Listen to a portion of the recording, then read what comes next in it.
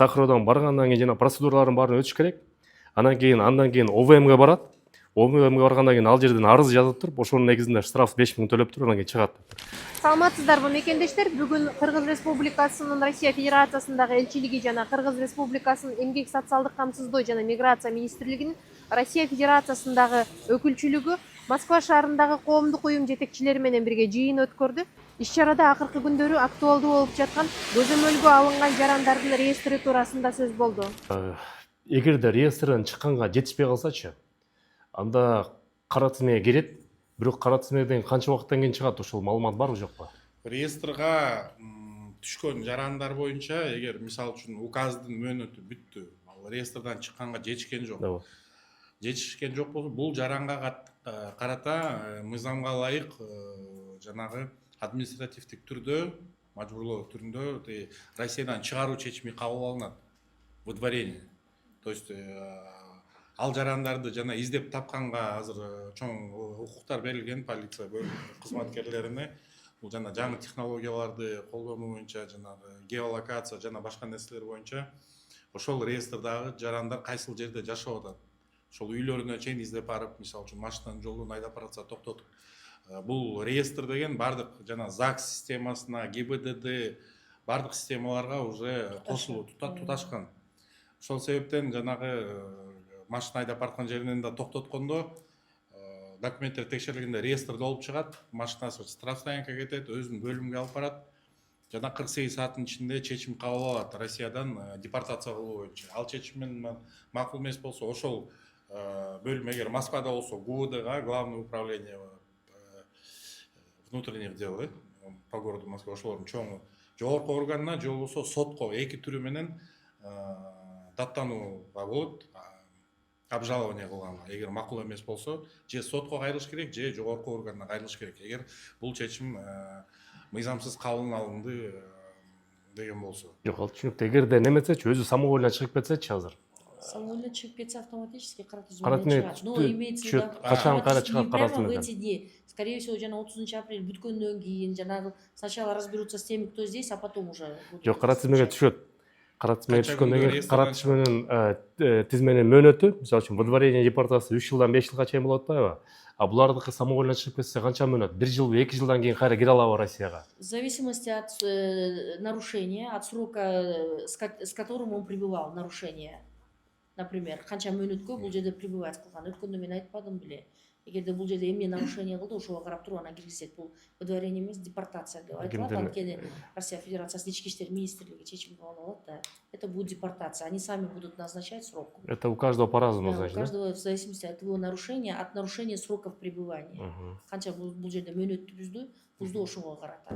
Урматтуу мекендештер, бүгүнкү күндө Кыргызстанга тыйын которуу системасынын эң мыктысы бул банк мерпривилегий болуп жатат. Эмне үчүн эң мыкты? Башка банктар аркылуу Кыргызстанга рубль менен тыйын которсоңуз, ал жерден сом менен берет, ошол жерден акчаңызды жетиресиздер.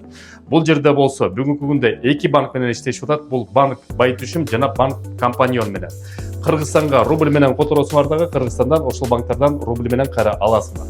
Каласаңар сом менен алыңыздар, каласаңар доллар менен алыңыздар. Уюлдук телефон беле банк мерпривилегий деп приложениени көчүрүп аласыңар дагы. Мен азыр ссылкасындагы QR кодунда киргизип коем. Тыйын которуп атканда мекен деген промокодду жазсаңыз, силерге эң арзатылган скидка менен пайыз менен которсоңуздар болот. Кыргызстанга экономикасына тыйын которуп, Кыргызстан экономикасын колдой берет. Еще сразу такой наводящий вопрос.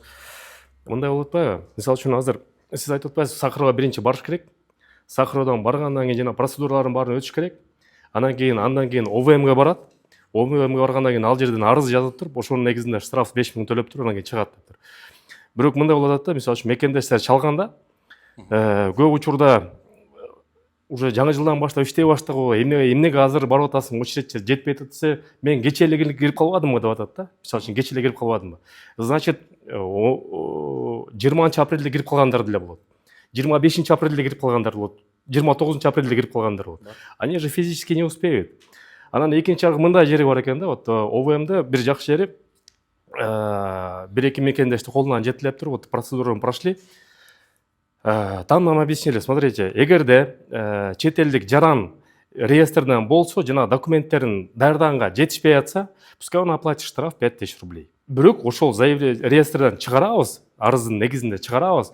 Бирок он снизу пишет: я обязуюсь в течение вот столько дней полностью легализоваться. Документ туралайм, регистрацияны туралайм, метасвидетельствосын өтөм. Септиги многие не знают же.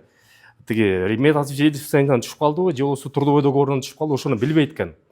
Анан вот вопрос сразу: 29-ында түшүп калган мекендештер, они все равно автоматом никуда не успеют. Жок, бул маселе боюнча бул башында эле бул жана указ кабыл алынганда ушундай маалымат берилген. Акыркы күнгө там 30-ында бүтүп атса, 30-ында мисалы үчүн калтырбаш керек. Бул реестрге эмне үчүн жана четинен кирип атканы, бул негизи указдын дагы максаты бул 5-февралга чейин кимдин жана мыйзам бузуулары болгондо негизи ошолорго багытталган указ. Кимдики нарушениялары 5-февралга чейин. Жана 5-февраль деген дата бул ошол жана мыйзамдын күчүнө кирген күнү, жана реестр контролируемых лиц.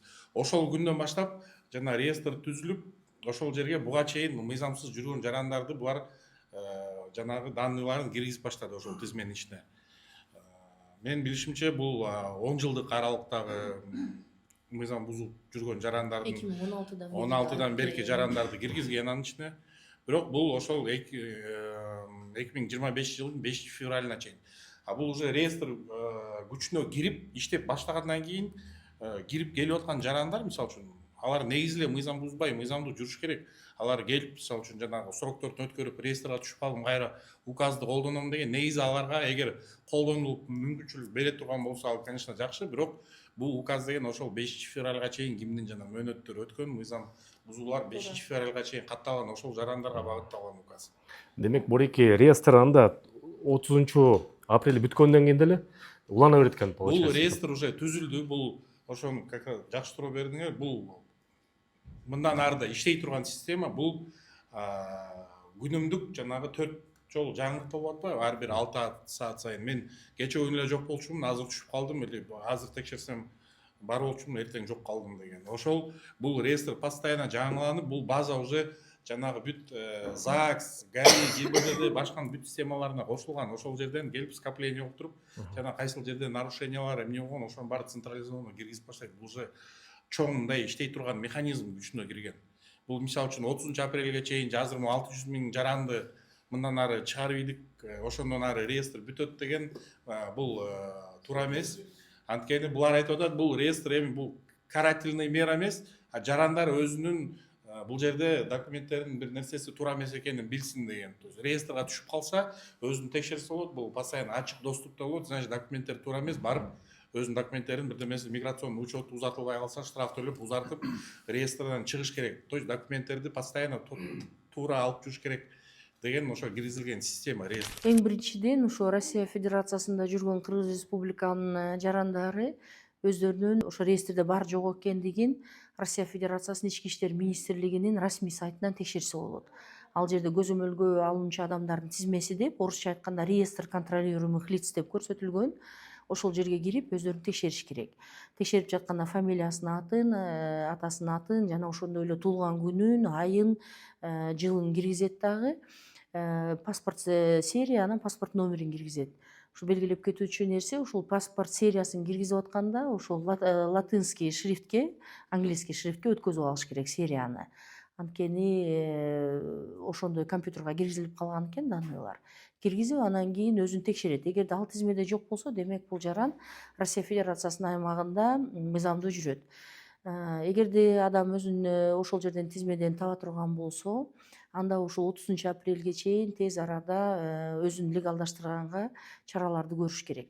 Биринчиден бул өздөрүнүн карыздары болсо, карыздарын төлөш керек.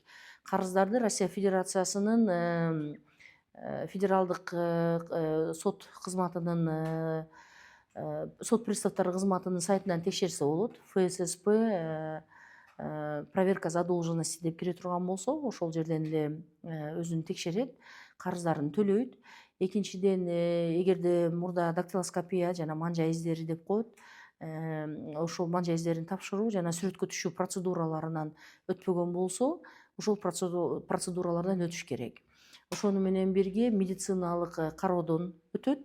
ушул процедуралардан өткөндөн кийин Россия Федерациясынын ички иштер министрлигинин миграция суроолору боюнча бөлмөлөрүнө барат.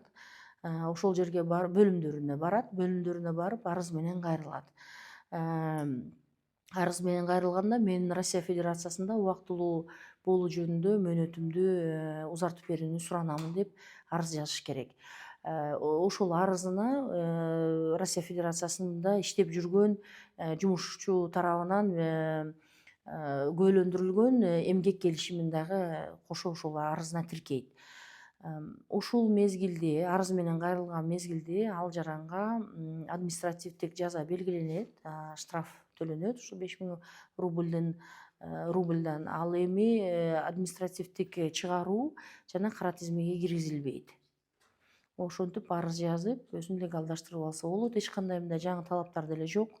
Мурда деле ушул мыйзамдын бул нормаларын аткарып жүргөн биздин жарандар. Ошол эмгек келишим расмий болуш керек. Дактилоскопия жана манжа издерин сүрөткө түшүү процедурасы жана медициналык кароолоо процедураларынан өтүш керек.